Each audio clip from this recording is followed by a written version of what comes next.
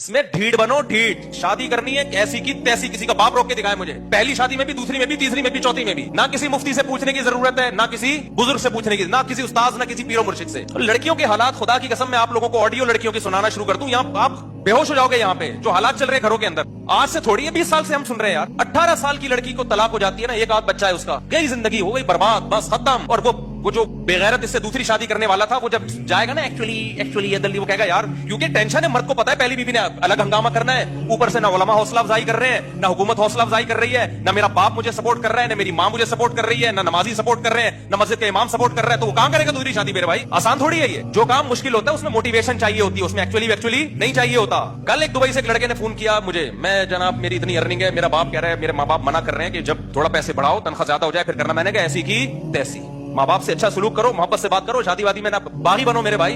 हम अगर अब्बा अम्मा भाई बहनों से पूछ के, हम तो अभी तक वैसे ही बैठे हुए होते।